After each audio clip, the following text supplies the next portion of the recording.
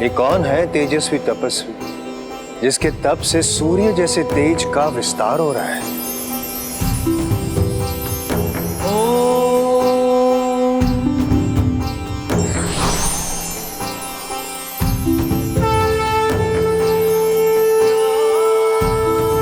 नारायण नारायण, ये तो स्वयं प्रभु श्री हरि नारायण है।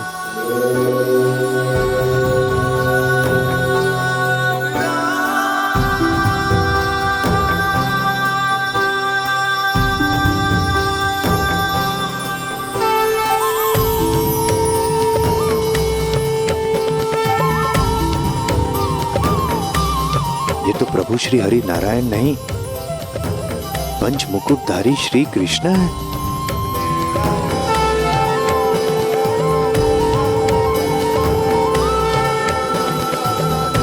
नमो विश्व स्वरूपाय विश्व स्थित्यंत हेतु विश्वेश्वराय विश्वाय गोविंदाय नमो नमः। नमो विज्ञान रूपाय परमानंदन रूपिणे कृष्णाय गोपीनाथाय गोविंदाय नमो नमः। हे गोलोक विधाता परम श्री कृष्ण, देवर्षि नारद का प्रणाम स्वीकार कर।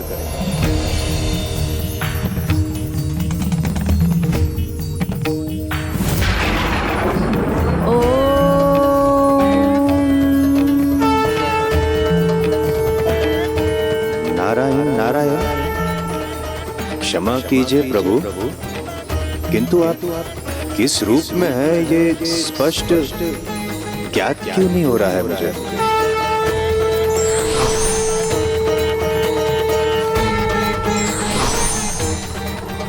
प्रभु, ये कैसी लीला है प्रभु? ये क्या हो रहा है? नारायण नारायण, इस लीला का रहस्य तो केवल मात्र एक प्रभु श्री कृष्ण ही उजागर कर सकते हैं।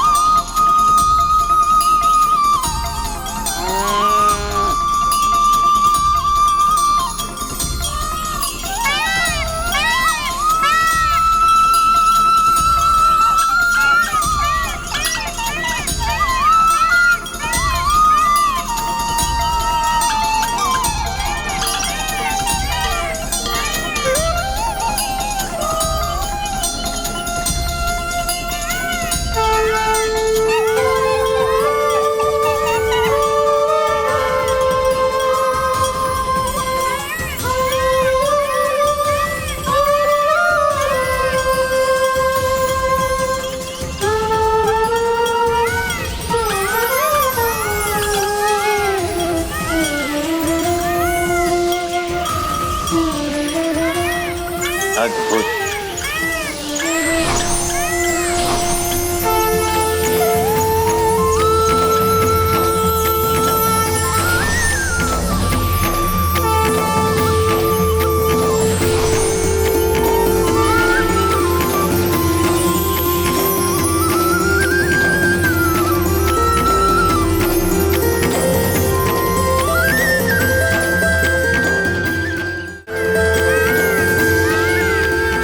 विघ्नेश्वराय वरदाय सुरूप्रियाय लंबोदराय सकलाय जगत हिताय नागाननाय श्रुति यज्ञ विभूषिताय गौरी सुताय गणनाथ नमो नमस्ते। प्रणाम श्री गणेश। व्यक्ति जिस भाव दृष्टि से सृष्टि को देखेगा, सृष्टि उसे वैसी ही दिखेगी। और भाव दृष्टि का बदला जा सकता है, और दृष्टि का भाव बदलते ही सृष्टि भी बदल जाती है। इसीलिए तो पाषाण में भी हमारे दर्शन हो जाते हैं। इसीलिए तो गणेश में मेरे और मुझ में गणेश के दर्शन हो रहे हैं आपको देवश्री।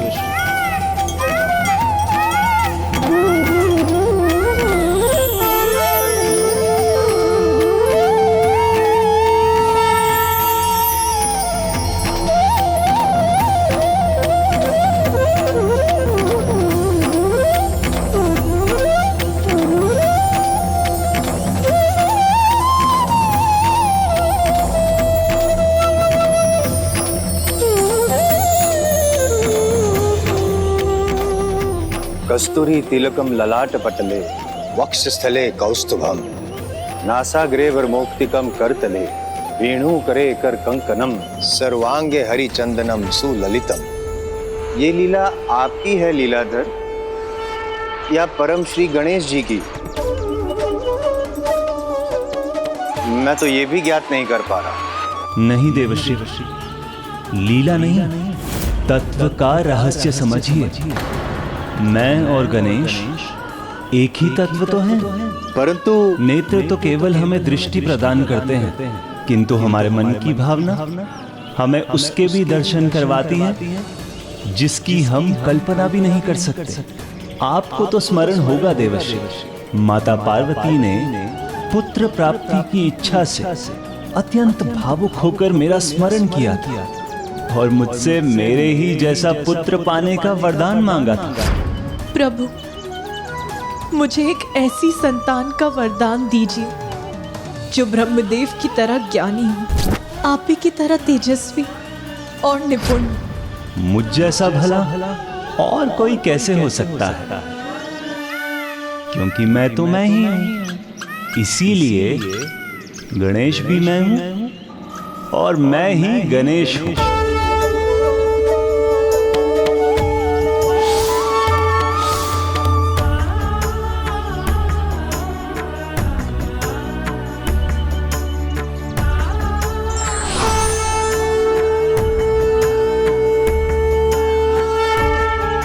नारायण नारायण, समझ गया प्रभु, किंतु इस लीला के पीछे भी कोई रहस्य अवश्य है। देवर्षि नारद, आपसे भला सत्य कहां छिप सकता है? आपने उचित समझा, संसार की बुद्धि और युक्ति दोनों के ही स्वामी गणेश ही हैं, और वो तो विधि और विधान दोनों के कारण भी हैं। और अब स्वयं गणेश ही रचेंगे विधि का नया विधान।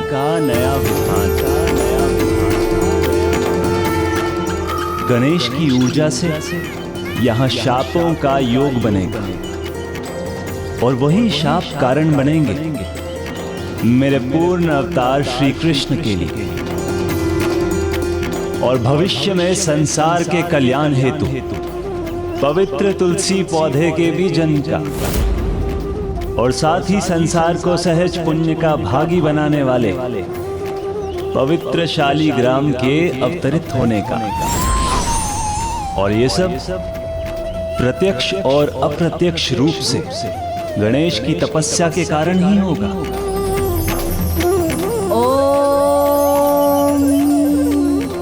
तुलसी वृक्ष के उत्पन्न होने की यात्रा तो आज यहाँ गोलोक से ही आरंभ होगी।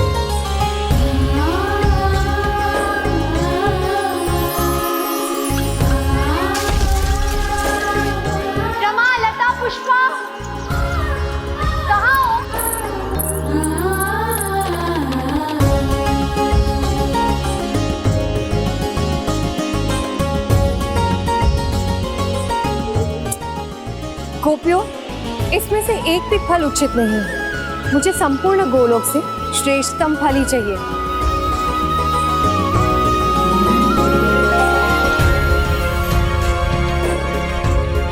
गणेश का तप अनुपम ऐसी अनूठी ऊर्जा उत्पन्न कर रहा है जो भावनात्मकता के चरम पर पहुंचकर जागृत हो रही है, क्योंकि स्वयं गणेश का जन्म उनकी माता के वात्सल्य की पुत्र प्राप्ति की प्रबल इच्छा के चरम का परिणाम है। और यहाँ सभी पर इस ऊर्जा का अद्भुत प्रभाव होगा जिससे उनकी भावनाओं में एक नवीन ज्वान आएगा और फिर जो होगा वो विधि का नवीन विधान होगा।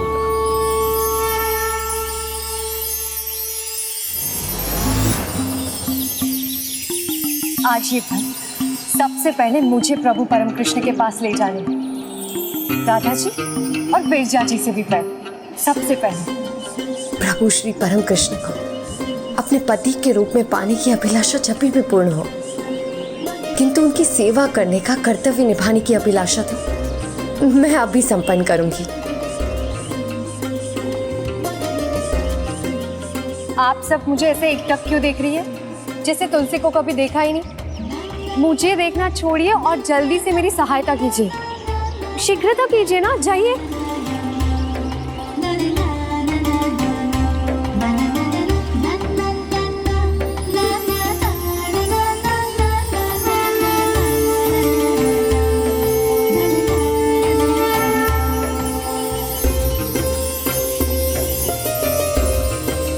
प्रभु आइए देवी विरजा।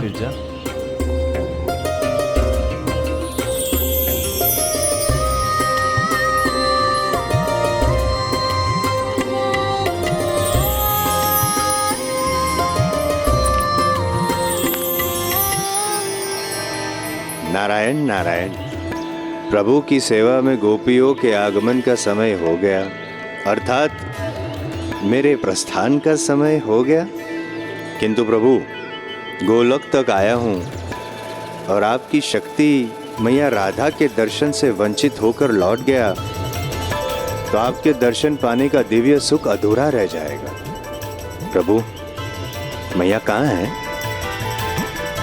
प्रणाम देवर्षि। प्रणाम। आपके लिए प्रभु की सेवा का आनंद आहा हा हा। नहीं तो राधा जी सदा इनके साथ रहती, और जब वो नहीं भी होती हैं तब भी वो सदा प्रभु के मन में विराजमान होती हैं। और राधा जी के गणेश जगत कल्याण हेतु तपस्या कर रहे हैं और उनकी इस तपस्या से यहाँ शापों का योग बनेगा, जिससे कलयुग में लोगों की भलाई का मार्ग खुल जाएगा।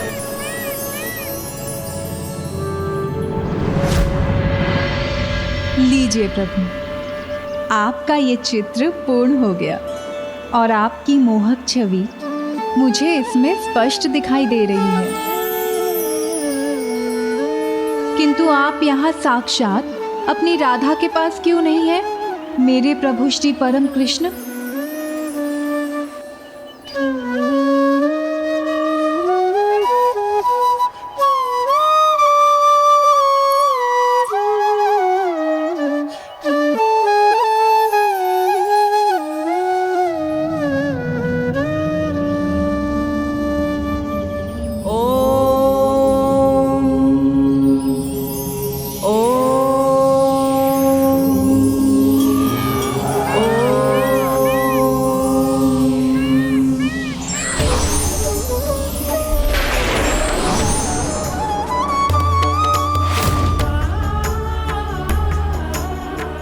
ये क्या हो रहा है प्रभु?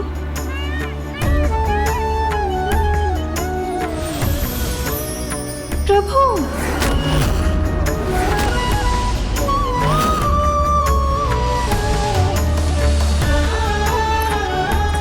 चित्र में भी आपकी छवि धूमिल क्यों हो रही है प्रभु? मेरे प्रभु, मेरे श्री परम कृष्ण।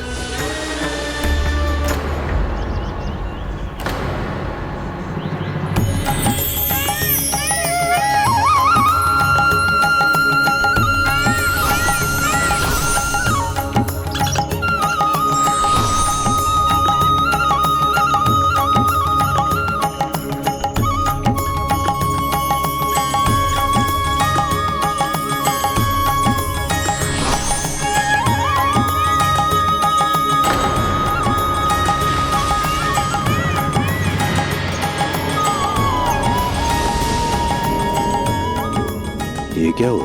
राधा मैया उनकी छवि प्रभु से दूर कैसे हो गई? राधे, अब वो समय निकट आ गया है जब एक दूसरे से दूर होना ही हमारी नियति होगी और हमें अपने पुनर्मिलन के लिए लंबी प्रतीक्षा करनी होगी। नहीं प्रभु, ऐसा संभव नहीं। आपकी राधा आपसे दूर नहीं हो सकती। एक तो ये लीला और उस पर आज फिर भोर से दोपहर हो गई, परंतु मुझे आपके दर्शन पाने का सौभाग्य नहीं मिला। मेरे साथ ये अन्याय क्यों प्रभु? कदाचित आपको मुझसे प्रतीक्षा करवाने में आनंद आने लगा है, परंतु आज मैं प्रतीक्षा नहीं करने वाली। आप जहाँ भी हैं वहीं पहुँचकर आपसे उत्तर लूँगी।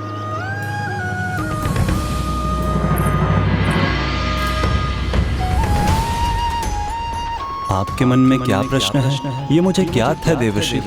आपके पास आने वाला किसी रहस्य को लेकर विचार ना करे, ये कैसे हो सकता है? धीरज रखिए, समय के साथ आपको आपके सभी प्रश्नों के उत्तर प्राप्त हो जाएंगे। मेरे प्रश्नों का उत्तर मुझे मिले ना मिले कोई बात नहीं, किंतु माँ राधा के दर्शन किए बिना मैं नहीं लौटूंगा। अवश्य देवर्षि। नारायण नारायण।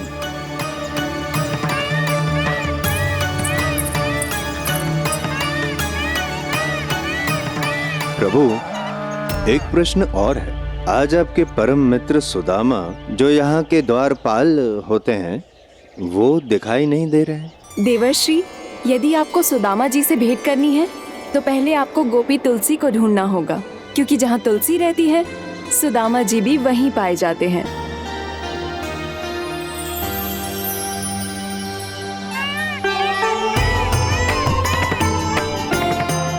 क्योंकि जहाँ तुलसी रहती है सुदामा जी भी वहीं पाए जाते हैं।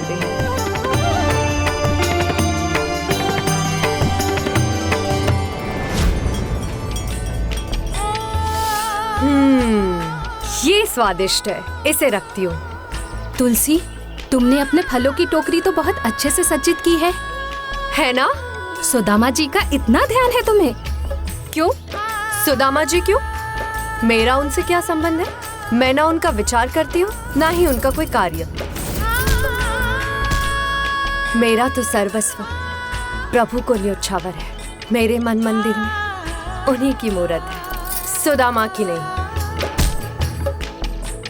अब चलना चाहिए, कहीं विलंब ना हो जाए। ये फल शीघ्र ही प्रभु कृष्ण को जो पहुंचाने हैं।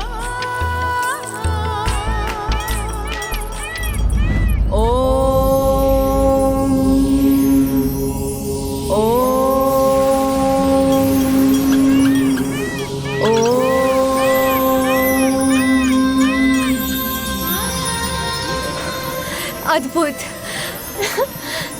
आनंददायक। कौन है ये जो मुझे इस पुष्प की वर्षा से इतना आनंदित कर रहा है?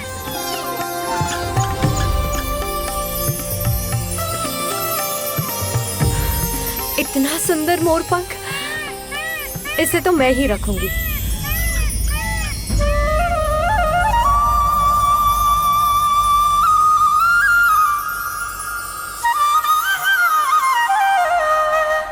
प्रभु श्री परम कृष्ण की बांसुरी की धुन है ये तो। अवश्य प्रभु मेरी सेवा से प्रसन्न हुए हैं और अब मेरे लिए इतना कुछ कर रहे हैं।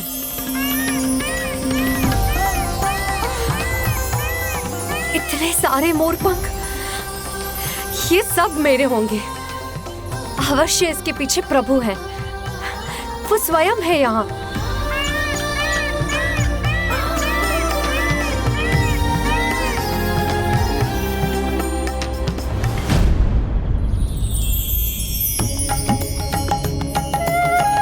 प्रभु,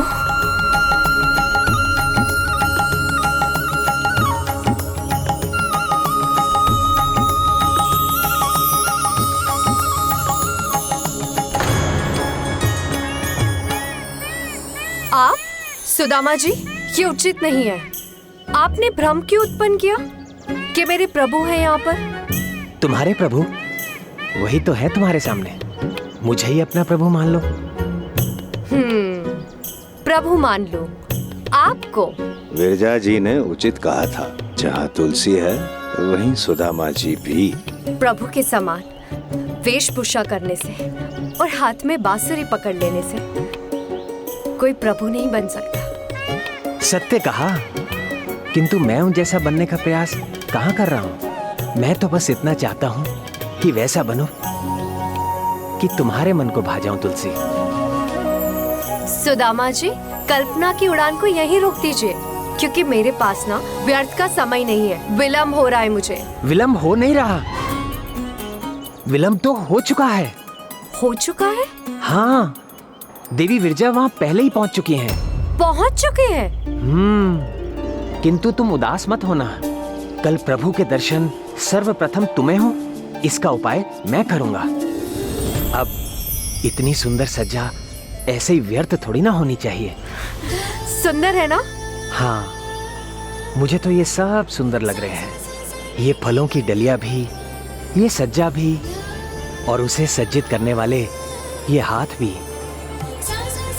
वो तो कमल के उस डंठल के समान है जो अपनी सुंदरता से परम श्री कृष्ण का भी मन मोह लेते हैं। और जिसके हाथ इतने सुंदर हों, उसकी तो सुंदरता का वर्णन ही नहीं किया जा सकता। उसकी सुंदरता तो भोर के सूर्य के समान दमकती है, और मुस्कुराहट ऐसी जैसे प्रकृति खिल उठी हो। और जो इस फूलों की डलिया को सज्जित करने वाली है, उसके नेत्रों का तो बखान मैं क्या ही करूं। जैसे ओस की बूंदें सीप के भीतर मोती बनकर अपनी चंचलता का परिचय दे रही हूं।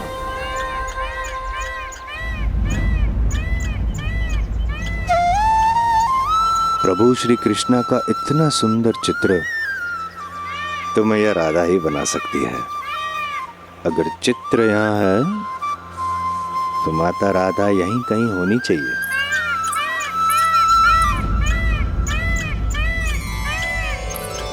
और उनकी गहराई जैसे क्षीर सागर के समान हो। सुदामा जी, मेरे प्रभु श्री परम कृष्ण कहाँ हैं?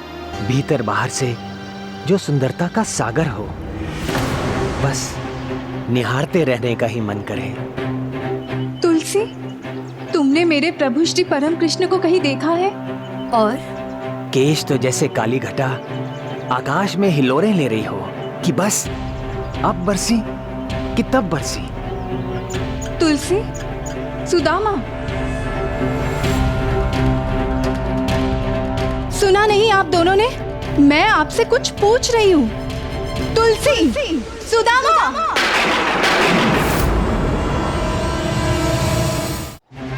कहाँ है मेरे प्रभु श्री परम कृष्ण? ओह, लगता है प्रभु ने आज भी राधा मैया से प्रतीक्षा करवाई है। अब मैया का क्रोध उन पर फटे, उसे रोकने के लिए मुझे ही कुछ करना पड़ेगा। मैया, प्रभु तो यहाँ नहीं है। हाँ, मैं तो स्वयं उन्हें ढूंढ रही थी, वो कहीं दिखे ही नहीं। मैंने तो स्वयं उनके लिए फल भी सजाए हैं। मैया, कदाचित आप उन्हें यहाँ ढूंढ रहे हैं, किंतु वो आपको वहाँ ढूंढ रहे होंगे।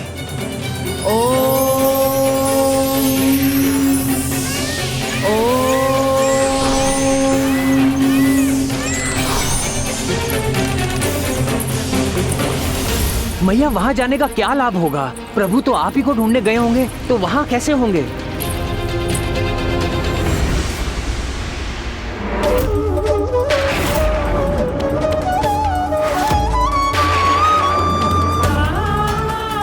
अच्छा, तो ये कारण है मेरी प्रतीक्षा का। विरजा ने आपको रोक कर रखा है यहाँ।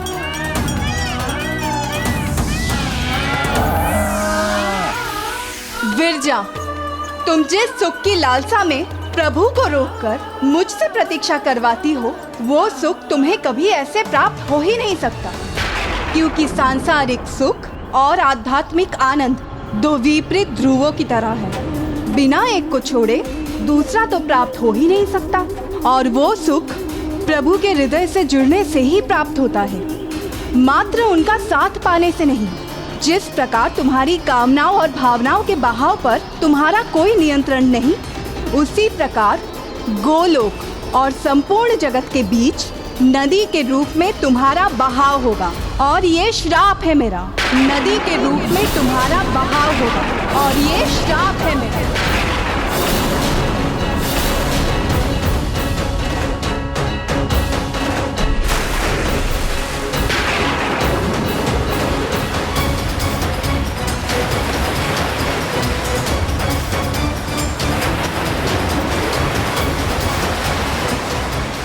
गणेश की ऊर्जा से यहाँ शापों का योग बनेगा, यहाँ शापों का योग बनेगा।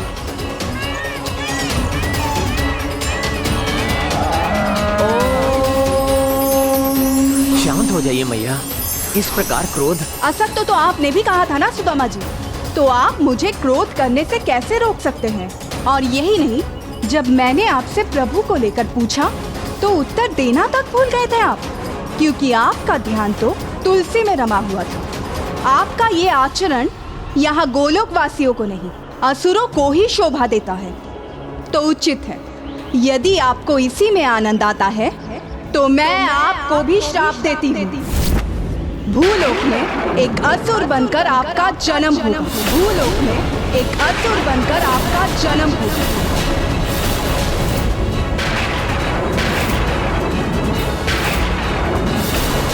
और जो दरिद्रता आज आपने अपने स्वभाव में दिखाई है, वो उससे भी अगले जन्म में आपके साथ रहेगी, जब आप एक दरिद्र ब्राह्मण के रूप में जन्म लेंगे।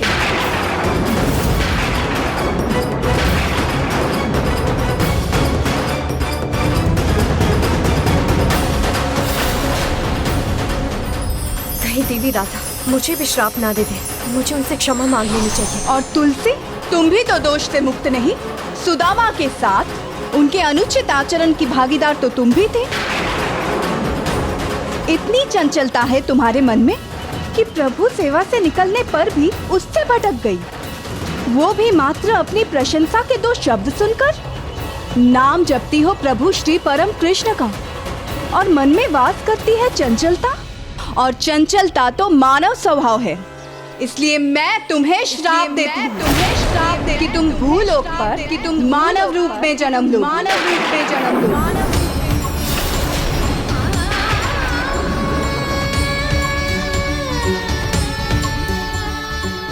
ये न्याय नहीं, अन्याय है। हमसे भूल हुई है, ये मैं स्वीकार करता हूँ, किंतु आपने भी क्षमा करने के स्थान पर, हमें समझाने के स्थान पर, हमारी भूल सुधारने के स्थान पर इतने कठोर दंड दे दिए, श्रापों का चक्र चला दिया। और प्रभु आपने भी इस अन्याय में मैया का साथ दिया, शांत रहकर ये होने दिया। एक बार भी मैया को रोका नहीं आपने। तो यदि मैं श्राप का भागी हूं, तो आप भी श्राप के भागी हैं। तो आप भी श्राप के भागी, तो आप भी श्राप के भागी, तो आप भी श्राप के भागी। आप अपने प्रभु के लिए अपने प्रेम भाव के कारण देवी तुलसी के प्रति मेरे प्रेम को समझने में असमर्थ रहे, और भूलोक में जन्म लेने का श्राप देकर हम दोनों को दूर कर दिया।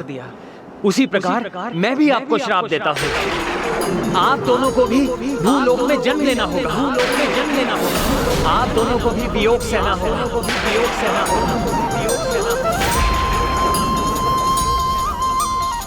हाँ मैया, प्रभु श्री परम कृष्ण और आपको एक दूसरे से बिछोह की पीड़ा सहनी होगी।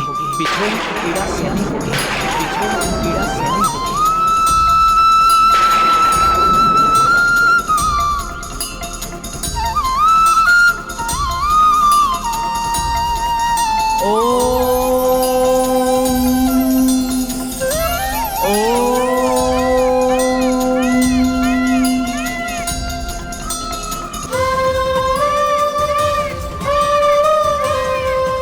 आप दोनों को भी भूलोक में जन्म लेना होगा।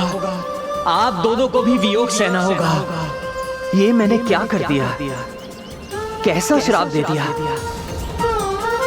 प्रभु और मैया को?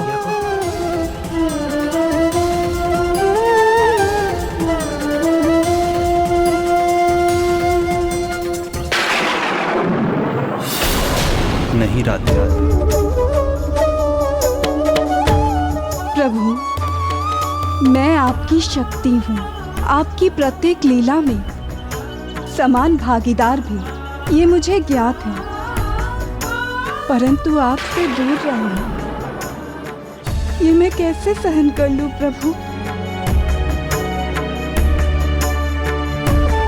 सब संभव है, परंतु आपसे दूर रहना आपकी राधा के लिए असहनीय है। बड़े लक्ष्य की प्राप्ति बड़े त्याग के बाद ही संभव।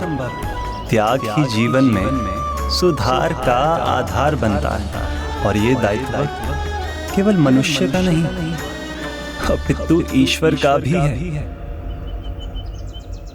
हमें भी जगत कल्याण हेतु परम त्याग करना ही होगा।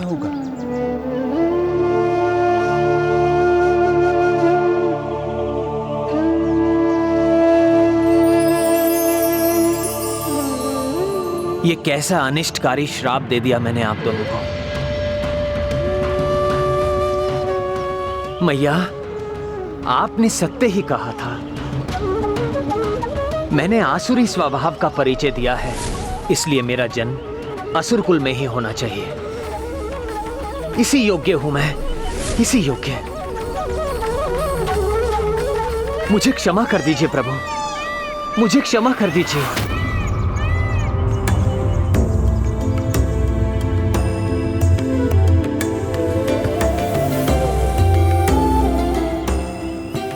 सुदामा, तुम तो मेरे सखा हो, मुझे अत्यंत प्रिय हो, और तुम्हारे मन में भी मेरे लिए सिवाय प्रेम के कुछ नहीं।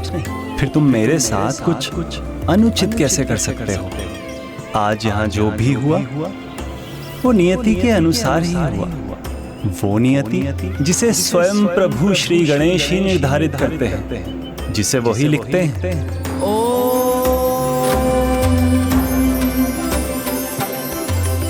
ये तो उन्हीं का लिखा विधि का विधान है। जो श्राप प्रिय राधा ने देवी विरजा को दिया है, वो श्राप होते हुए भी वरदान है, क्योंकि उसके अनुसार दिव्य नदी बनकर वो आध्यात्मिक और भौतिक संसारों को एक दूसरे से विलग करेंगे।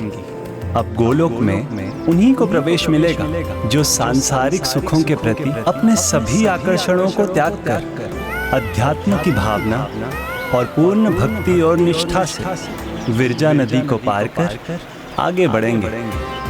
और राधा ने तुम्हें जो श्राप दिया है सुदामा, वो तुम्हारे लिए भी वरदान ही होगा। जिसे तुम वियोग समझ रहे हो, वो वियोग नहीं, तुम दोनों के मिलन का संयोग प्रकट करेगा।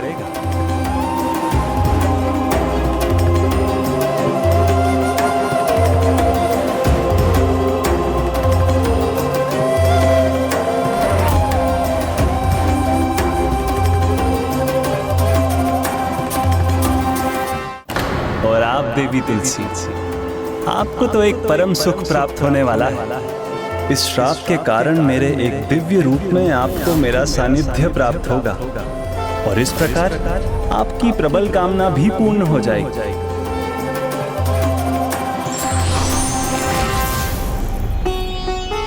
और ये सब श्री गणेश जी के कारण ही हो रहा है।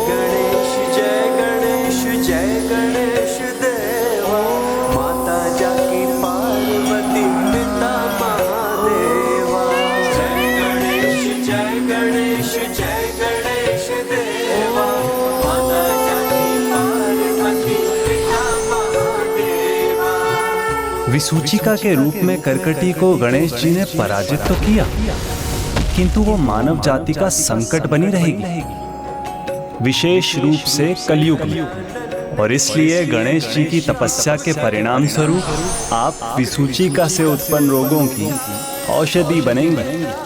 मानव जाति के कल्याण हेतु आपका जन्म दिव्य तुलसी पौधे के रूप में होगा, और मैं शालिग्राम रूप में प्रकट होऊंगा। सुंदर काया ये श्रापों की वृष्टि देगी जग को छाया। जय गणेश जय गणेश जय गणेश देवा, माता जाकी पार्वती पिता महादेवा। निर्मल हृदय और प्रेम से परिपूर्ण मैया राधा का हृदय है, उनका तो श्राप भी वरदान है प्रभु। और मैं ये कैसी मूर्खता कर बैठा। मेरा श्राप तो श्राप ही रहा ना प्रभु।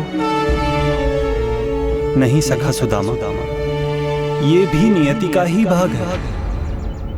अब आपके श्राप के फल स्वरूप मैं भी अपना कर्तव्य निभा सकूं। और मेरा कर्तव्य तो स्पष्ट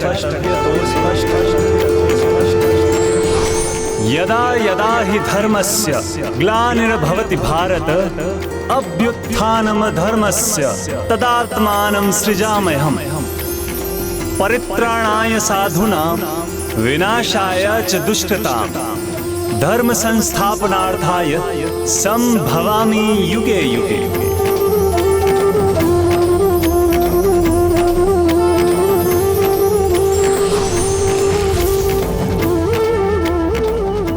अर्थात जब जब संसार में धर्म की हानि होगी, संतों और साधुओं पर अत्याचार होंगे, तब तब धर्म की रक्षा हेतु मैं अवतार लूंगा और अधर्म का नाश करूंगा। और अब आपके श्राप के कारण मैं श्री कृष्ण अवतार लूंगा, जो मेरे पूर्ण अवतार होंगे। दुराचारी कंस, जरासंध, शिशुपाल के वध का कारण बनूंगा।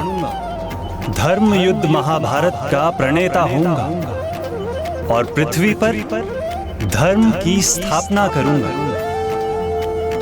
आपकी लीला अपरंपार है प्रभु। नारायण नारायण। ये मेरी ही लीला नहीं है देवर्षि, ये तो श्री गणेश द्वारा रचित नियति भी है, जिसका एक महत्वपूर्ण भाग उजागर होना भी शेष है।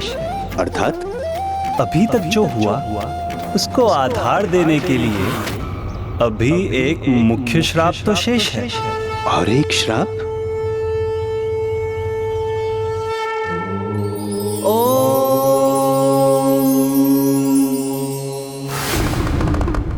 स्वामी पुत्र गणेश यहाँ नहीं है।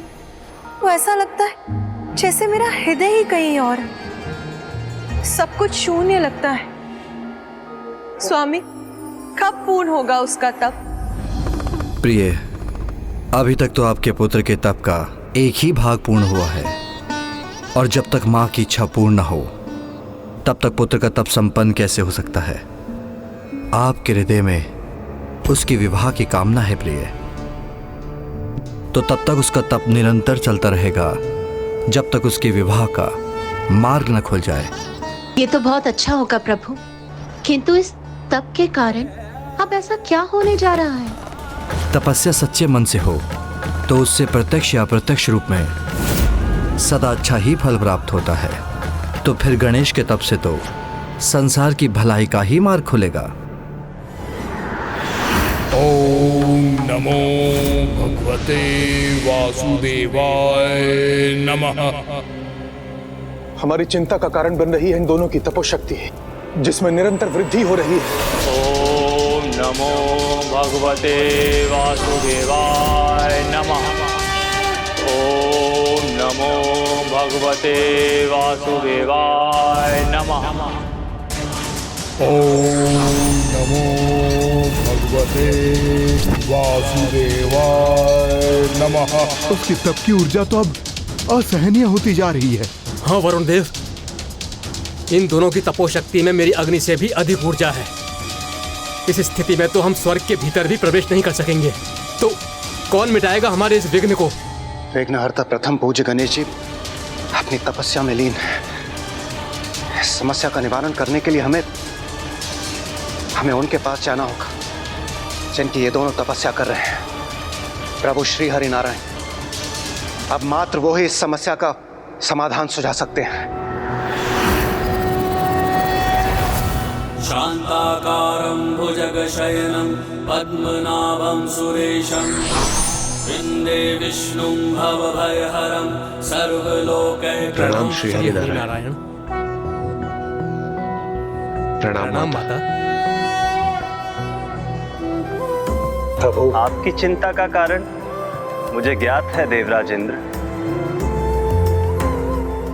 आप चिंता मुक्त हो जाइए।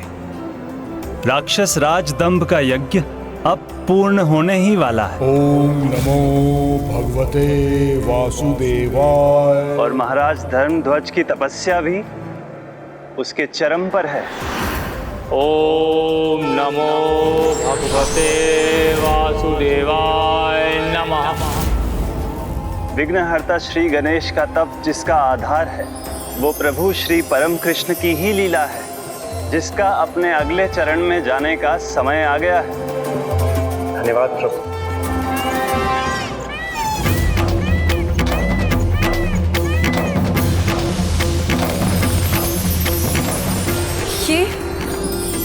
ये क्या हो रहा है मेरे साथ? मुझे भी विचित्र अनुभव हो रहा है।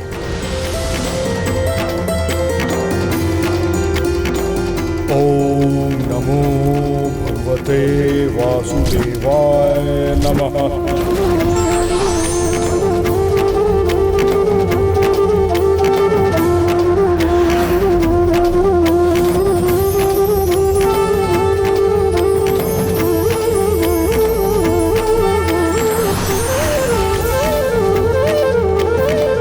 संतान प्राप्ति के लिए आपने इतने वर्षों मेरा तप किया, तो अब उस तप के फल को प्राप्त करने का समय आ गया है। अब समय आ गया है आप दोनों का भूलोक में जन्म लेने का। यदि आप मेरे तप से प्रसन्न हैं, तो मुझे वरदान दीजिए कि मुझे ऐसा पराक्रमी पुत्र प्राप्त हो, जो स्वयं श्री कृष्ण स्वरूप हो, जो त्रिलोक विजेता बने और जो देवताओं से अविजित रहे, और सबसे अधिक आपका परम भक्त हो।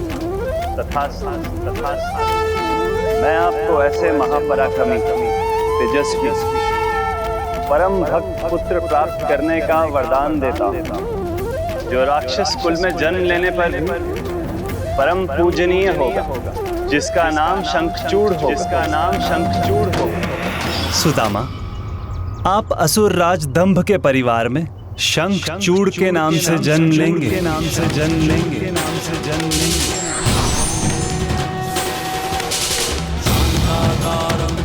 मैं आपके तप से प्रसन्न हूँ और आपको वरदान देता हूँ, आपके कुल में एक तेजस्विनी पुत्री का जन्म होगा। एक ऐसी पुत्री जो यशस्वी होगी, पवित्रता की प्रतीक होगी, जिसका नाम तुलसी होगा। तुलसी होगा।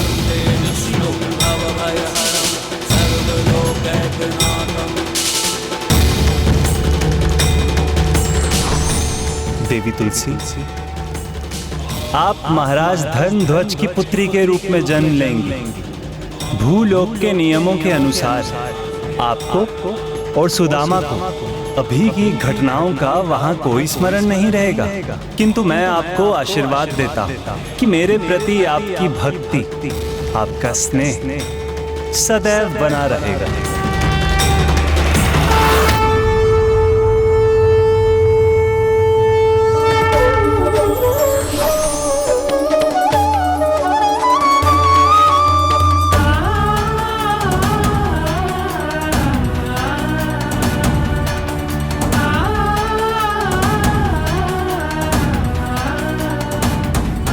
गणेश जी, मैंने अपना कर्तव्य पूर्ण किया।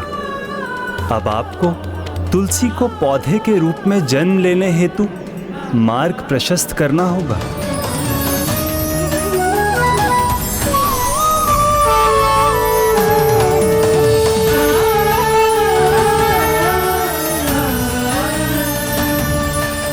गणेश जी, मैंने अपना कर्तव्य पूर्ण किया। राजा दंभ और उनकी पत्नी को विष्णु देव के वरदान स्वरूप पुत्र की प्राप्ति हुई, तो राजा मोरध्वज एवं उनकी पत्नी को पुत्री। नए संबंध, नए जन्म के साथ तुलसी और सुदामा की नई यात्रा आरंभ हो चुकी। अब आपको तुलसी को पौधे के रूप में जन्म लेने हेतु मार्ग प्रशस्त करना होगा। पूर्व में जब मैं आया था, तब आपने कहा था कि तुलसी एक ऐसे पवित्र पौधे के रूप में जन्म लेगी जिनकी पूजा हर आंगन में होगी, किंतु उनका जन्म तो एक चंचल बालिका के रूप में हुआ है प्रभु। देखिए, जो आपकी भक्त भी है।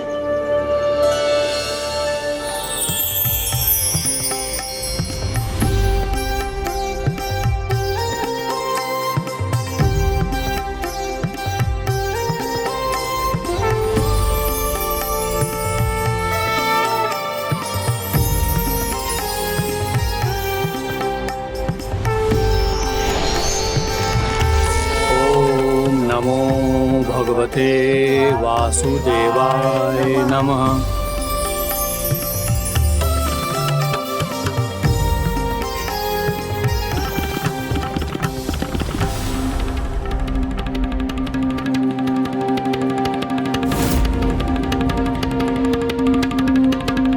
पुत्री,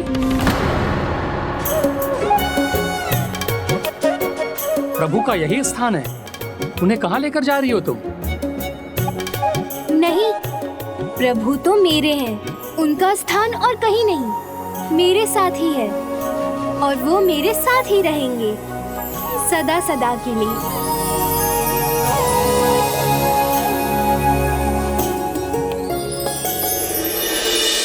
उचित कहा था ना मैंने प्रभु, अत्यंत चंचल बालिका है वो। अब ऐसी चंचल बालिका एक पौधे का रूप कैसे धारण करेगी प्रभु? देवर्षि, समय की धारा इस जीवन को उस पड़ाव पर भी ले जाएगी। कदाचित आप भूल रहे हैं, मैंने भी यही कहा था। अभी और भी श्राप शेष, अभी और भी श्राप शेष। मैं बड़ी हो जाऊंगी ना पिताश्री, तो इन प्रभु की प्रतिमा को भी अपने साथ अपने कक्ष में ले जाऊंगी।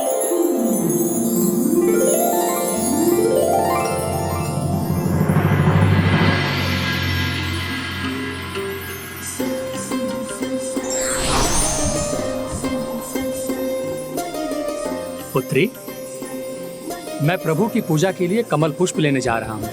इतने समय में तुम प्रभु की प्रतिमा लेकर मत चली जाना। नहीं पिताश्री, मैं इन्हें क्यों लेकर जाऊंगी? एक दिन ना स्वयं प्रभु मेरे पास आएंगे। मेरा तो सर्वस्व प्रभु को न्योछावर है, मेरे मन मंदिर उन्हीं की मूरत है। पिताश्री, क्यों ना ऐसा करें, आप यहीं रुककर पूजा की तैयारी कीजिए और मैं जाकर कमल पुष्प ले आती हूँ। पुत्री, परंतु वहाँ जाकर तुम्हारी कोई उत्सुकता जाग उठी तो तुम कमल पुष्प लाना भूलोगी तो नहीं? नहीं नहीं पिताश्री, मैं शीघ्र ही लौट आऊंगी।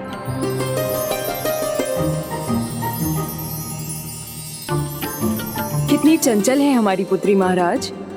विवाह योग्य हो गई है, किंतु इसके चंचल स्वभाव में लेश मात्र की कमी नहीं आई है। और विवाह की बात करो तो स्वप्न ये देखती है कि स्वयं श्री प्रभु नारायण अपने श्री परम कृष्ण के अवतार में आकर इससे विवाह करेंगे। अब तो ये प्रभु श्री परम कृष्ण ही जाने कि इसका वर कौन बनेगा।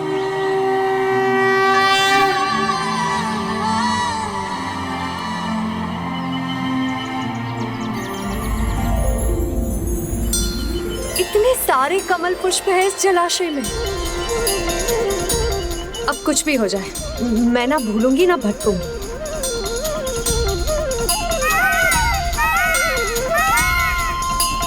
मयूर,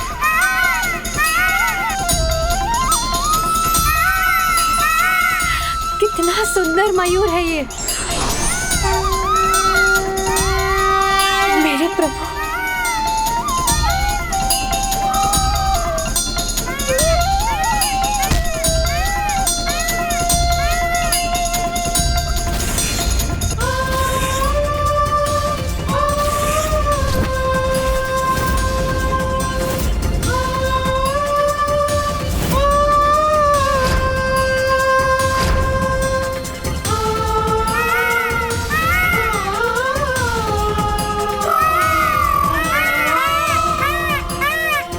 प्रभु, मेरे प्रभु श्री कृष्ण है यहाँ।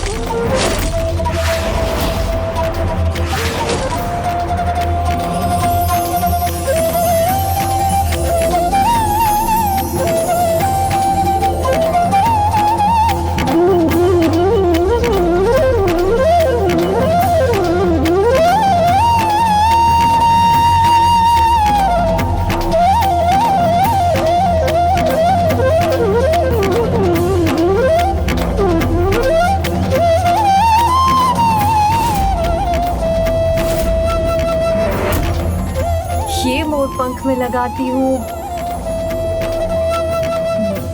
यहाँ, और ये लगाती हूँ यहाँ।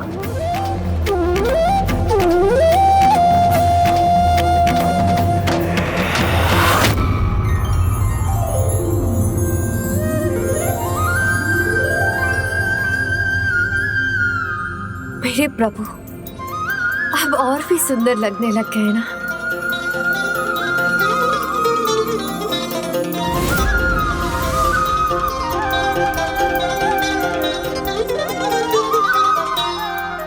अद्भुत है ना, अद्भुत।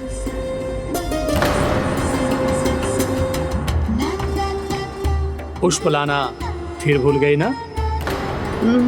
मुझे क्षमा कर दीजिए पिताश्री। वो क्या है ना, मुझे प्रभु के प्रिय मोर पंख दिखाई दिए, फिर मैं स्वयं को कैसे रोक सकती थी, तो उन्हें ही ले आई। मेरी प्रिय पुत्री तुलसी, चंचल स्वभाव की अधिकता भ्रमित कर देती है, लक्ष्य से भटकने पर विवश कर देती है। नाम जपती हो प्रभु श्री परम कृष्ण का और मन में वास करती है चंचलता, जो तुम्हें सदा अनुचित ही करवाएगी। और तुमने तो इतना बड़ा लक्ष्य सोच रखा है, स्वयं प्रभु को पाने का।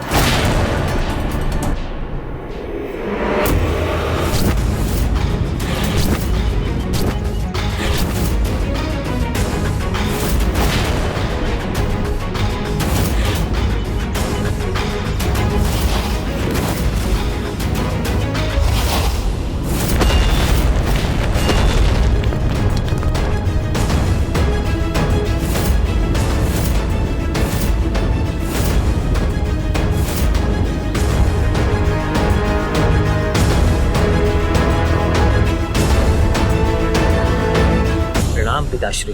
पुत्र शंखचूड़, तुम तो बाल्यकाल से ही अस्त्र शस्त्र का अभ्यास कर रहे हो, किंतु मात्र अस्त्र शस्त्र ही तुम्हें विजयी नहीं बनाएंगे। जब लक्ष्य बड़ा हो तो छोटा नहीं सोचना चाहिए, और लक्ष्य तक पहुंचने से पहले रुकना भी नहीं चाहिए। तुम्हें तो त्रिलोक विजेता बनना है, उसके लिए तुम्हें असीम बल, अनंत ज्ञान और एक बड़ा वरदान चाहिए, जिससे तुम देवताओं के अस्त्रों से ही नहीं अपितु स्वयं त्रिदेवों से भी सुरक्षित रहोगे। उचित है पिताश्री, उसके लिए मुझे क्या करना होगा? तुम्हें अपने मन को बहुत स्थिर रखना होगा पुत्री, अन्यथा अपने चंचल स्वभाव के कारण तुम इस लक्ष्य को कभी भी प्राप्त नहीं कर पाओगी। तो मैं क्या करूं पिताश्री? तो मैं क्या करूं पिताश्री? अपने चंचल मन, चंचल स्वभाव को कैसे नियंत्रित करके अपने लक्ष्य पर एकाग्र रहूं? तप से, क्योंकि तप ही एक ऐसा मार्ग है जिस पर चलकर मनुष्य कुछ भी प्राप्त कर सकता है। देखो पुत्र, अब तुम्हारा पुण्य स्थल पुष्कर की यात्रा करने का समय आ गया है। वहां जाओ और वहां जाकर ब्रह्मदेव की तपस्या करो और मनोवांछित वरदान प्राप्त करो। पुत्री, यदि तुम वास्तव में प्रभु को अपने वर के रूप में पाना चाहती हो, तो तुम्हें अपने चंचल स्वभाव का त्याग कर माँ गंगा के पावन तट पर जाकर प्रभु श्री हरि नारायण की उपासना करो।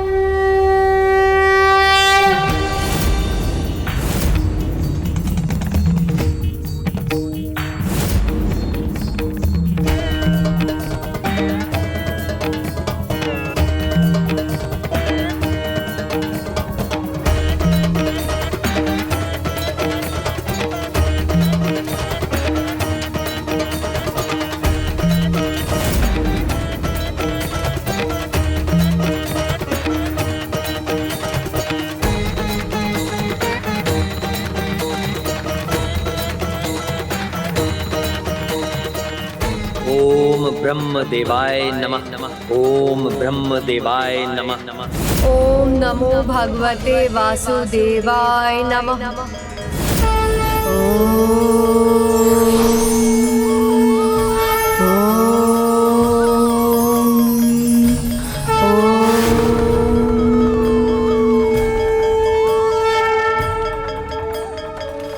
तब तक उसका तप निरंतर चलता रहेगा जब तक उसके विवाह का मार्ग न खुल जाए। ओम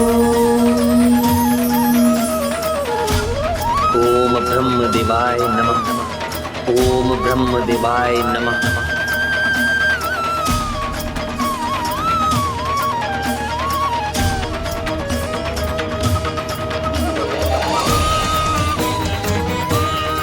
ओम नमो भगवते वासुदेवाय। कृष्णाय नमो नमः।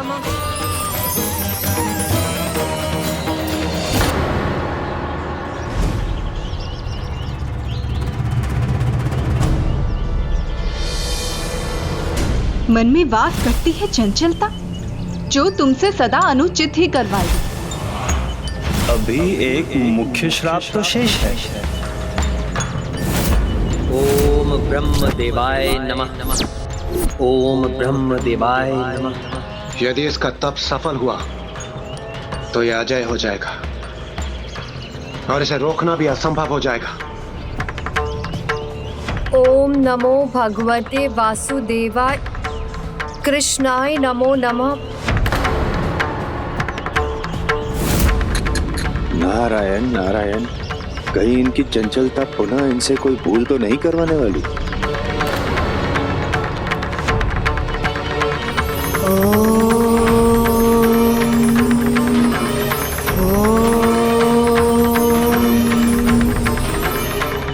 देखना यह है कि इसका तप सफल हो पाता है या नहीं। ओम ब्रह्म देवाय नमः। ओम नमो भगवते वासुदेवाय। कृष्णाय नमो नमः। ओम नमो भगवते वासुदेवाय। कृष्णाय नमो नमः। चंचलता त्याग कर एकाग्र रहकर तप करना होगा मुझे।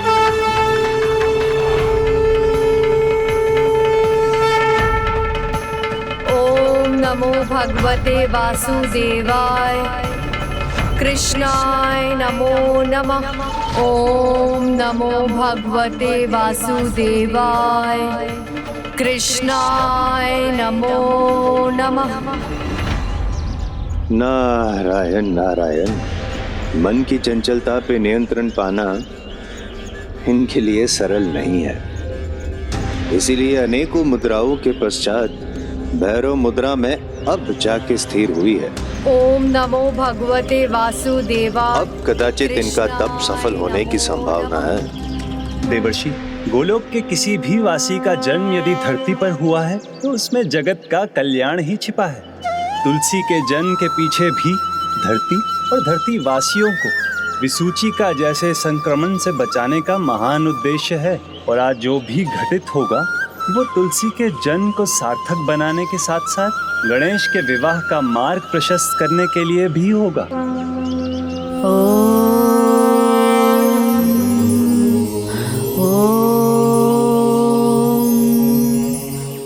ओम नमो भगवते वासुदेवाय। कृष्णाय नमो नमः। ओम नमो भगवते वासुदेवाय। कृष्णाय नमो। अब सब कुछ कुशल हो गया। नारायण नारायण प्रभु, अब मुझे भी आज्ञा दीजिए, चलना चाहिए। ओम नमो भगवते वासुदेवाय। कृष्णाय नमो नमः। ओम नमो भगवते वासुदेवाय। नारायण नारायण, देवी तुलसी अचानक मुस्कुराने क्यों लगी है? मेरे प्रभु, आपकी वंशी की धुन सुनकर तो आपकी तुलसी अन्य सब कुछ भूल जाती है। बस फिर तो आप ही दिखाई देते हैं मुझे। ओम नमो भगवते वासुदेवाय। कृष्णाय नमो नमः। ओम नमो भगवते वासुदेवाय। कृष्णाय नमो नमः। ओम नमो वासुदेवाय। कृष्णाय नमो नमः।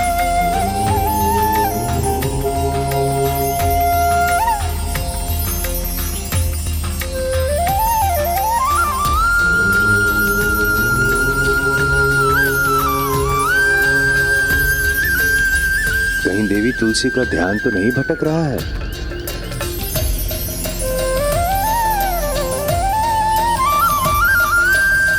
अवश्य किसी दिव्य शक्ति का प्रभाव है इन पर।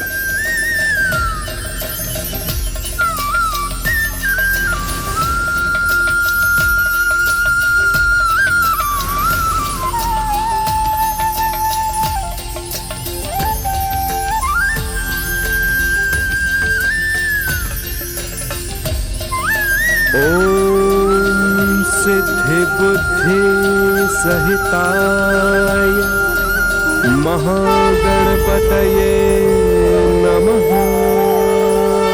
अद्भुत दृश्य है, किंतु कुछ स्पष्ट दिखाई नहीं दे रहा है।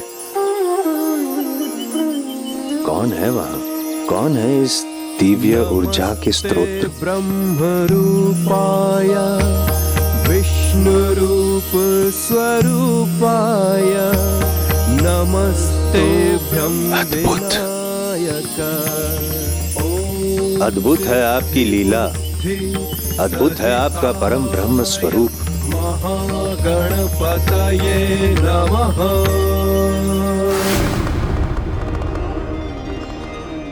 पुत्र गणेश का तप तो अपने चरम पर है, इसीलिए उसने परम ब्रह्म स्वरूप धारण किया है। समय आ गया है प्रिय। पुत्र गणेश के तप के संपन्न होने का।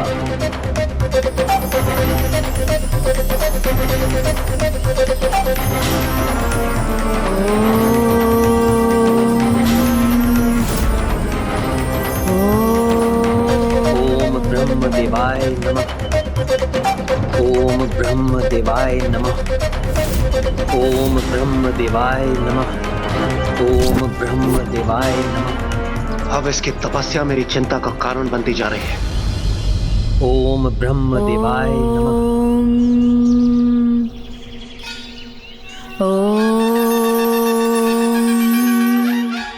विघ्नहर्ता प्रथम पूज्य गणेश जी की तपस्या हमारे समस्त विघ्नों को दूर करेगी।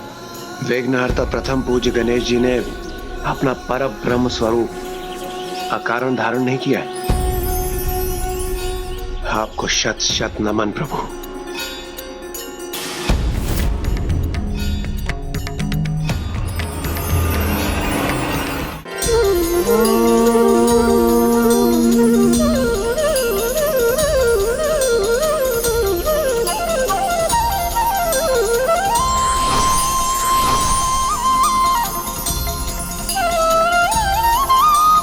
मेरे परम कृष्ण,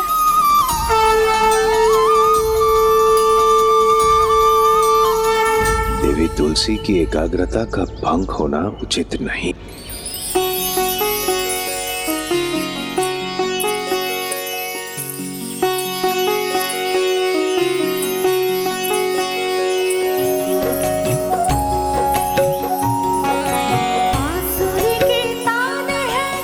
मेरे प्रभु, आपकी मुरली की धुन तो आपके आदेश के समान है।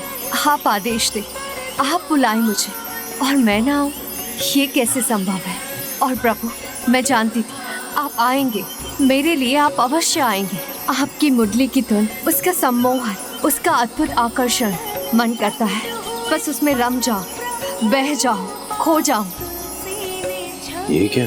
देवी तुलसी तो गणेश जी के निकट जा रही है।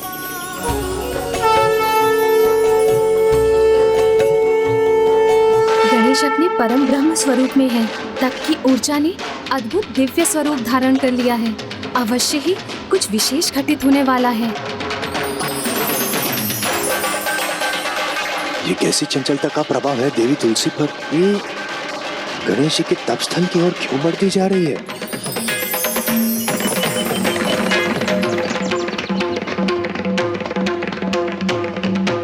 मुझे आशंका है तुलसी जो कर रही है वो उसे कहीं दंड का भागी ना बना दे।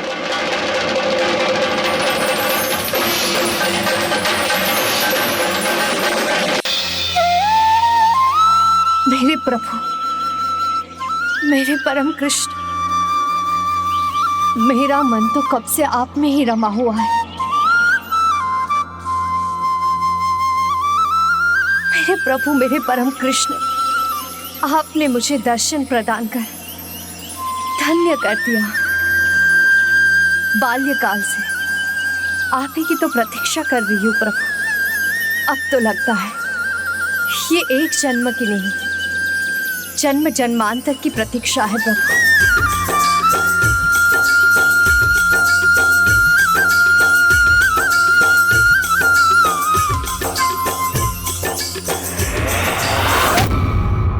परम कृष्ण मोह में तुलसी ये क्या करती जा रही है? कहीं उससे पुत्र गणेश का तप ना भंग हो जाए। तो क्या मैं ही तुलसी को जाकर रोक दूं? अनर्थ हो जाएगा। देवी तुलसी को गणेश जी के क्रोध का भागी बनना पड़ जाएगा। मुझे उन्हें रोकना ही होगा।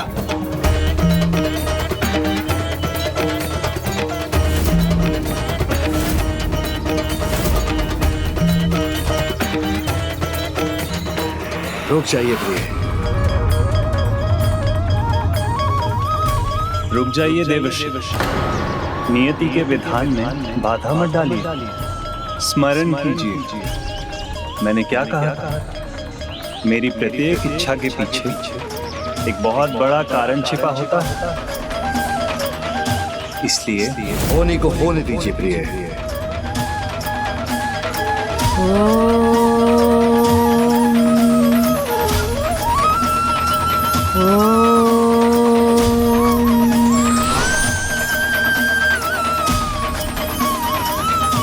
अद्भुत, सर्वथा अद्भुत।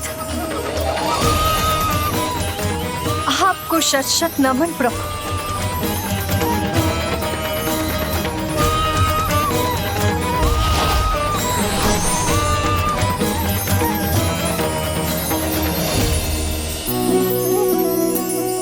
हे प्रभु, ये कैसा अद्भुत रूप धारण किया है आपने। अपने प्रभु के प्रति एक कैसी आस्था है तुलसी की कि गणेश के दर्शन होने पर भी उसे गणेश में भी श्री परम कृष्ण का ही आभास हो रहा है। प्रभु, आपका ये निराला रूप तो अत्यंत मनोहर है। आपकी तुलसी आपको आपके इस रूप में देखकर और भी स्नेह सुधा से भर गई। प्रभु, ये तो मेरा परम सौभाग्य है जो आपके इस रूप के दर्शन करने का सुख पा रही हूँ। वही कृष्ण रंग, वही मोर मुकुट, वही बंसी, वही मुख का तेज। हे परम ब्रह्म गणेश जी, आपके दिव्य दर्शन प्रभु श्री कृष्ण रूप में पाकर हम धन्य हो गए। प्रभु, आपकी तुलसी तो आपको आपके प्रत्येक रूप में पहचान लेगी और आपकी और भागी चली आएगी। फिर आप इस रूप में हो या किसी अन्य रूप में, अब मेरी बरसों की प्रतीक्षा का अंत कीजिए। आप अपनी इस तुलसी को अपनी अर्धांगिनी के रूप में स्वीकार कीजिए।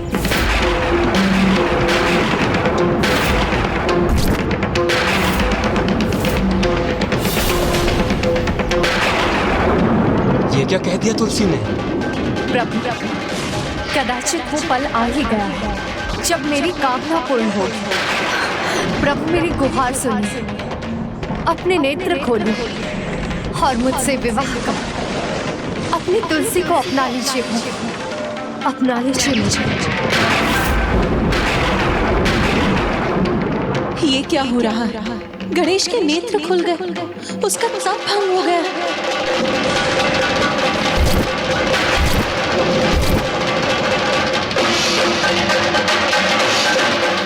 प्रभु, आपने मेरी विनती सुन ली।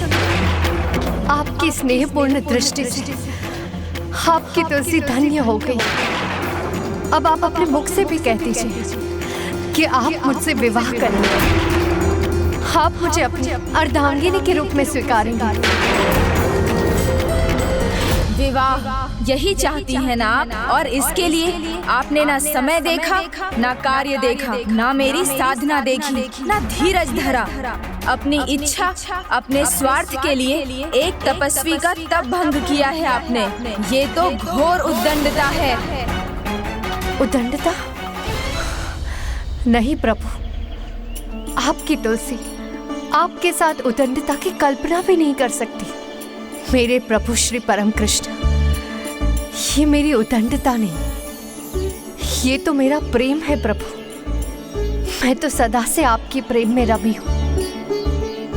अब और प्रतीक्षा नहीं कर सकती। मुझे स्वीकार कीजिए स्वामी, स्वीकार कीजिए मेरे प्रेम भरे आग्रह को प्रभु।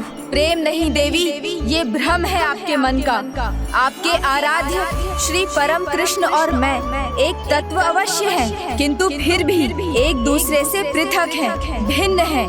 किंतु प्रभु, तत्व ही तो सत्य है। जल हिम हो या बाष्प, रहता तो जल ही है ना।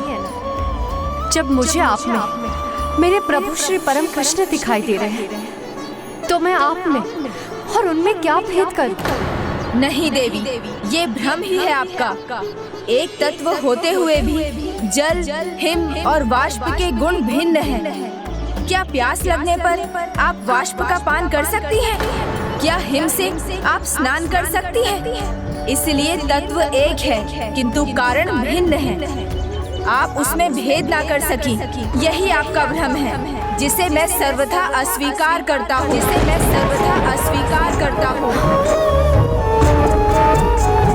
नहीं प्रभु, तुलसी का सरल प्रेम जो सत्य दिखा रहा है, आप उसे क्यों नहीं मान रहे प्रभु?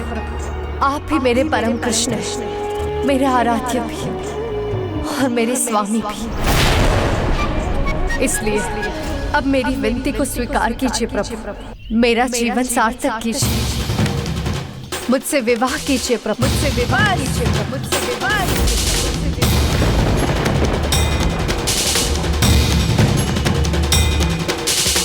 देवी, बार बार एक ही भूल कर रही हैं आप। मैं विवाह की कोई इच्छा नहीं रखता, आजीवन ब्रह्मचर्य व्रत का पालन करने का इच्छुक हूँ। और आप मेरे स्पष्ट करने पर भी बार बार विवाह का प्रस्ताव रख रही हैं, वो भी मेरी तपस्या भंग करने के पश्चात।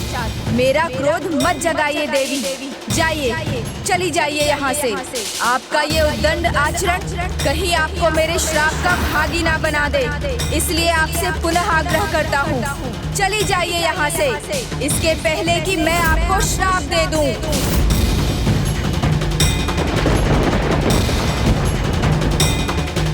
अभी तक जो हुआ उसको आधार देने के लिए अभी एक मुख्य श्राप तो शेष है।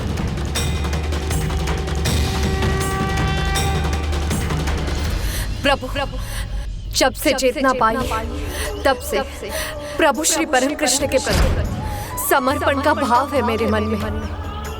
सदा से उन्हीं को पूछती आई हूँ प्रभु, मेरी भोर भी उन्हीं के नाम से होती है और मेरी संध्या में भी मेरे मन में, मेरी जिह्वा पर उन्हीं का नाम है प्रभु। उन्हीं को पाने की इच्छा से सारे सुखों को त्याग कर मैं यहाँ तपस्या करने आई हूँ प्रभु। क्या इसीलिए कि जब मैं आपके निकट पहुंचूं तो आप ब्रह्मचर्य की इच्छा का कारण बता मुझे ठुकराते, मेरे विवाह प्रस्ताव को निष्ठुरता से अस्वीकार कर?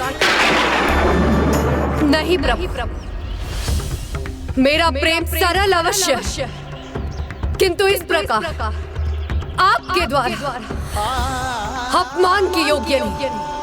आप क्या श्राप देंगे मुझे? मेरे पावन प्रेम, मेरे अतुलित स्नेह, मेरे संपूर्ण समर्पण का अपमान करने के लिए मैं श्राप दूंगी आपको, मैं श्राप दूंगी आपको।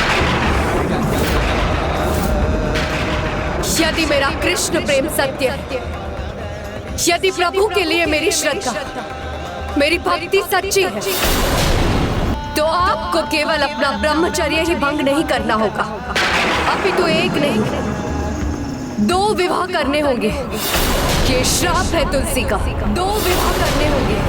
ये श्राप है तुलसी का।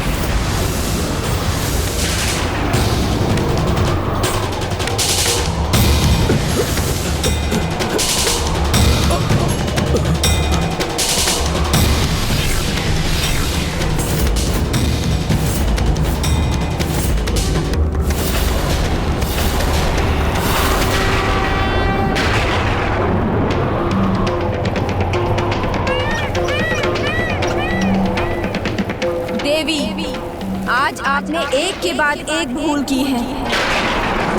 पहली भूल, जब आपने अपना तप भंग किया।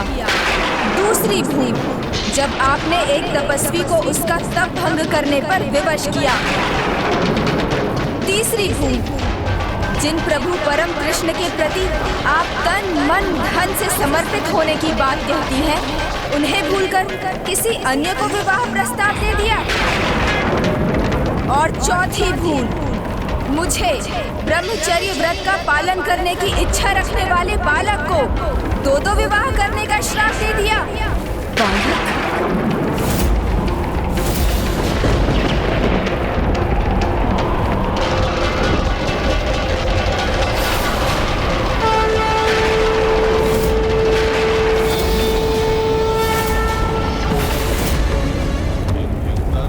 आपका प्रभु श्री कृष्ण प्रेम भले ही सच्चा हो, किंतु आपके मन की चंचलता एक विकार का रूप लेकर आपके प्रभु प्रेम पर हावी हो गई देवी। अन्यथा आप अपने मन पर नियंत्रण रख पाती और आपको मेरा वास्तविक रूप दिखाई देता, वो नहीं जो आप देखना चाहती थी। और आप मुझे देखते ही पहचान जाती कि मैं कौन हूँ।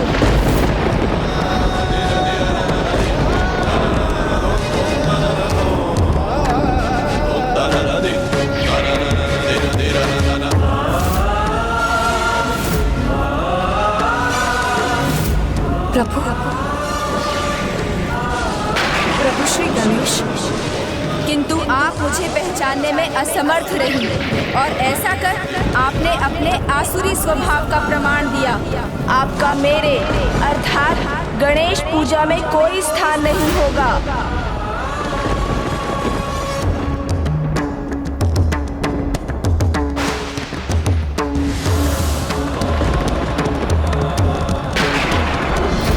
और मात्र यही नहीं, इस जन्म में आपका विवाह आपके आराध्य प्रभु से नहीं, अपितु एक असुर से होगा। असुर से होगा। असुर से होगा।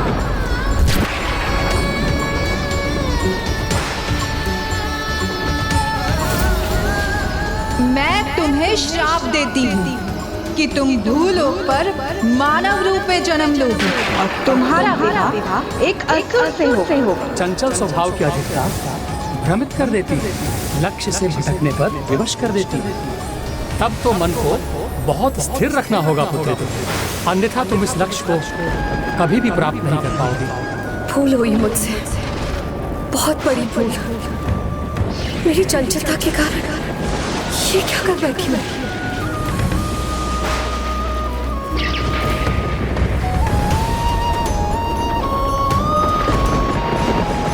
मुझे क्षमा कीजिए गजानन, मैं तो समझी थी मेरे मन में मेरे प्रभु श्री परम कृष्ण का वास, मेरे मन मंदिर में उन्हीं की छवि है।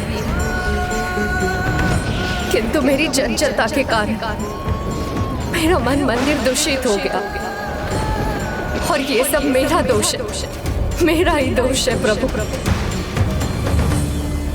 अब आपसे श्रापित हो गई, मैं प्रभु श्री परम कृष्ण के साथ से वंचित हो जाऊंगी तो मेरे जीवन का क्या लाभ प्रभु? प्रभु आप मुझ पर कृपा कीजिए, आप मुझे कोई और धन दे दीजिए, मैं सह लूंगी, किंतु ये श्राप लौटा लीजिए आप। देवी, ना आपका श्राप लौट सकता है ना मेरा, इसलिए इस जन्म में तो आपकी यही नियति है कि आपका विवाह उसी से होगा जिसने असुर कुल में जन्म लिया होगा। नहीं प्रभु, किसी अन्य से विवाह उसकी तो कल्पना मात्र असंख्य मृत्यु के समान है। दंड स्वरूप मैं आपको अपने जीवन की एक एक श्वास न्योछावर करती हूँ। हे परम कृपालु पार्वती नंदन गणेश जी, फूल स्वीकारने पर तो आप असुरों पर भी कृपा करते हैं, तो अब मुझ पर भी कृपा कीजिए प्रभु।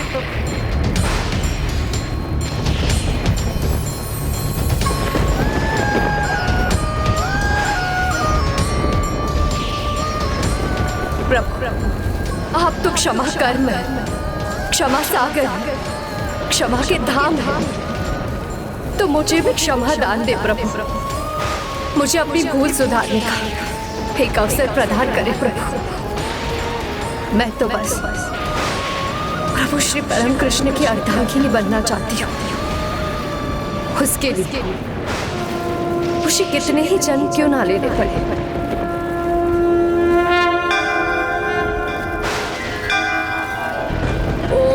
वक्रतुंडे गणपते वर वरद सर्व जन्म में वशमाने नमः। ओम वक्रतुंडेक गणपते वर वरद सर्व जन्म में वशमाने नमः।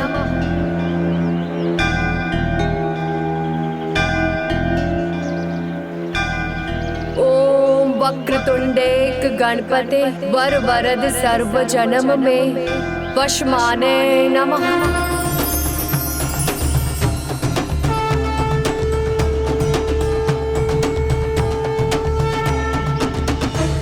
देवी, अपनी भूल स्वीकार कर सच्चे मन से की गई क्षमा याचना और अपने प्रभु, अपने आराध्य के प्रति आपकी अटूट स्नेह और उनकी पत्नी बनने की आपकी प्रबल आस से मैं अत्यंत प्रभावित हूँ।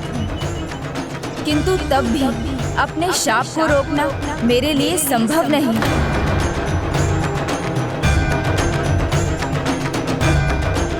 गणेश, आपको एक नवीन कथा का भाग बनना होगा, जिसके लिए आपको परिवार से दूर वन में माँ गंगा के तट पर तप करना होगा। हाँ, एक वरदान मैं आपको अवश्य दे सकता हूँ। शीघ्र आपका जन्म एक दिव्य पौधे के रूप में होगा, जिसका नाम भी तुलसी ही होगा, जिसका नाम भी तुलसी ही होगा।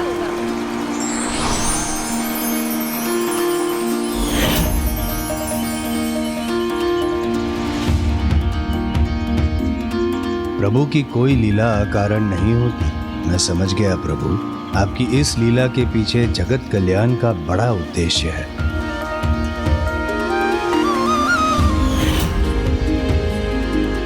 और उस पौधे के रूप में आपका जिस घर में वास होगा वहाँ आपकी पूजा होगी। किंतु बस मेरी पूजा में ही तुलसी पौधे का निषेध होगा।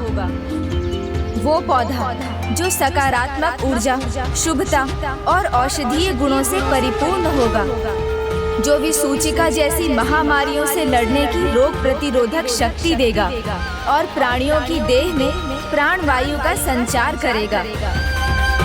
और उस दिव्य पौधे के रूप में आप पर आपके प्रभु, आपके आराध्य की कृपा भी होगी। देवी तुलसी, आप इस दिव्य पौधे के रूप में प्रभु श्री कृष्ण के शालीग्राम रूप की अर्धांगिनी बनने का सौभाग्य प्राप्त करेंगी।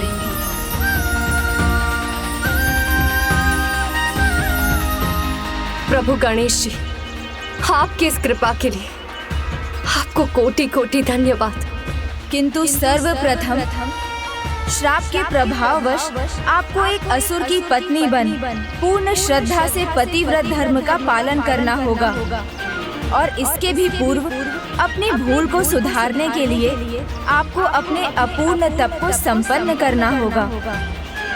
और वो तभी पूर्ण होगा जब कोई आपके पास विवाह का प्रस्ताव लेकर आएगा, जिस प्रकार आप मेरे पास आई थी। मैं समझ गई प्रभु, तो मुझे आज्ञा दीजिए, ताकि इस जन्म में तो नहीं किंतु अगले जन्म में मैं प्रभु श्री परम कृष्ण को पाने के लिए अपनी तपस्या कर सकूं। कल्याण हो, आपका तप सफल हो। धन्यवाद प्रभु।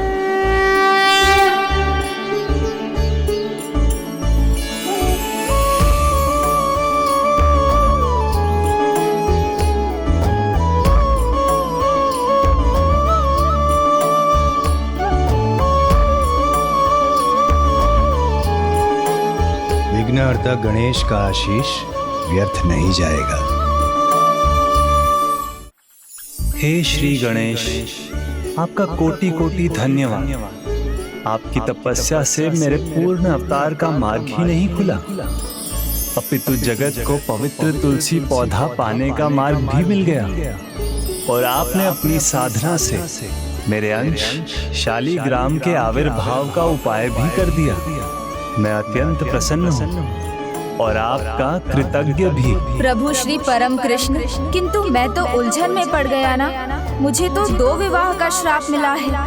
तप का फल तो मिलना ही था, और कदाचित जो श्राप आपको मिला है वो भविष्य में सभी का वरदान बनेगा। हाँ प्रभु, किंतु भविष्य तो तभी अच्छा होगा जब हम अपने वर्तमान को सुंदर बनाएंगे। इसलिए मुझे वर्तमान को देखना है और वर्तमान में संपूर्ण कैलाश मेरे विवाह की चर्चाओं से गूंज रहा होगा। आज मैं अत्यंत प्रसन्न हूँ। गणेश का विवाह भले ही उसे मिले श्राप के कारण नियत हुआ हो, किंतु एक बात तो तय है, अब वो अपने विवाह को नकार नहीं सकता। और जहाँ तक बात है श्राप की, ये सभी श्राप प्रत्यक्ष या अप्रत्यक्ष रूप में सभी के लिए शुभता का कारण ही बनेंगे।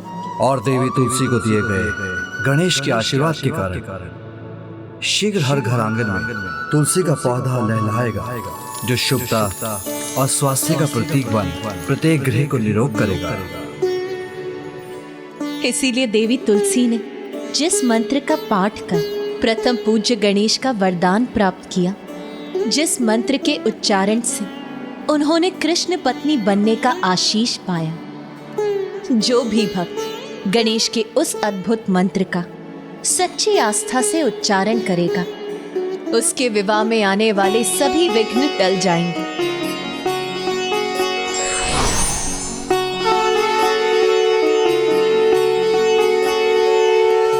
जय गणेश जय गणेश जय गणेश देवा, माता जाकी पार्वती पिता महादेवा। जय गणेश जय गणेश जय गणेश देवा, माता जाकी पार्वती पिता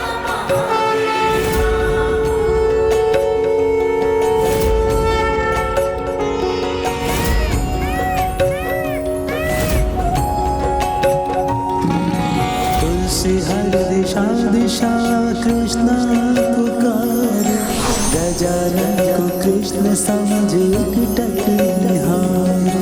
क्या को क्या दिखलाए प्रेम मन धीरा, कंचन को कांच समझे कांच को हीरा। तब गणेश ने स्वयं के दर्शन कराए, तुलसी के सब दृष्टि दोष मिटाए।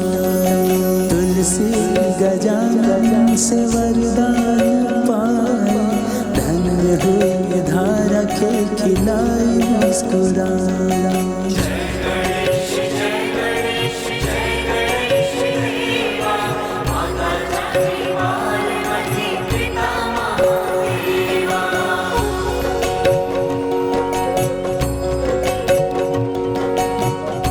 हे विघ्नहर्ता, आपके तो स्मरण मात्र से सारे विघ्न टल जाते हैं।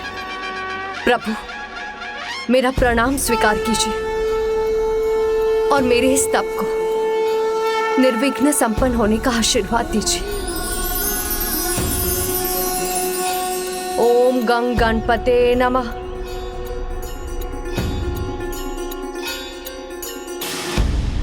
ओम नमो भगवते वासुदेवाय नमः। ओम नमो भगवते वासुदेवाय। कृष्णाय नमो नमः। नारायणाय सुरमंडन मंडनाय, नारायणाय सकल स्थिति कारणाय, नारायणाय भवभीति निवारणाय, नारायणाय प्रभवाय नमो नमस्ते। नारायण नारायण। प्रभु, जब देवी तुलसी ने अपने तप के पूर्व ही विघ्नहर्ता श्री गणेश का स्मरण कर ही लिया है, तो अब तो मुझे नहीं लगता है कि उनके तप में कोई बाधा आएगी। सफल होगा अवश्य। देखिए ना, कितने निर्विघ्न रूप से वो अपना तप कर रही है। ओम नमो भगवते वासुदेवाय। कृष्णाय नमो नमः।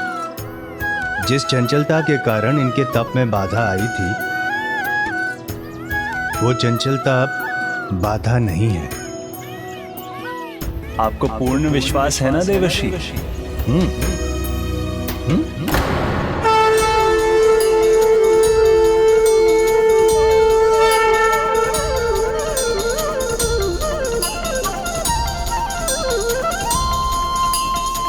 प्रभु परम कृष्ण ने अपनी बांसुरी अधरों से लगाई है। आओ सखी आओ, प्रभु बांसुरी वादन करने वाले हैं। छोड़ो सब काम और चलो मुरलीधर की मुरली की धुन में खोने। ओम नमो भगवते वासुदेवाय।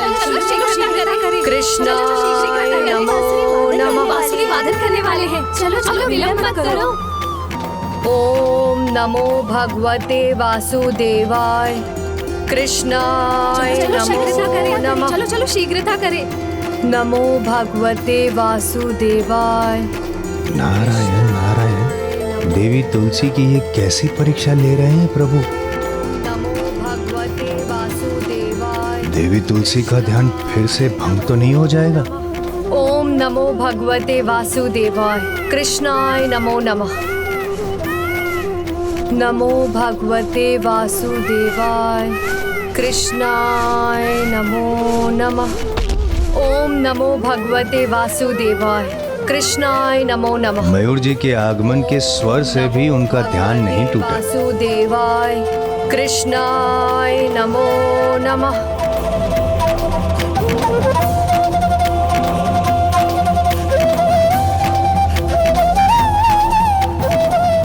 ओम नमो भगवते वासुदेवाय कृष्णाय नमो नमः। मेरा विश्वास उचित ही था। इस बार देवी तुलसी का ध्यान कदापि भंग नहीं होगा।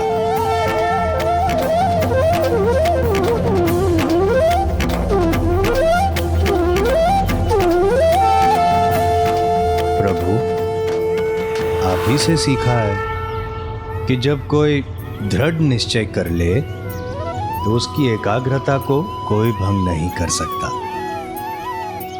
देखिए, आपकी मुरली की तान भी इनके तप को भंग नहीं कर पाई। सच सच मैं चिंता कर रहा था देवर्षि।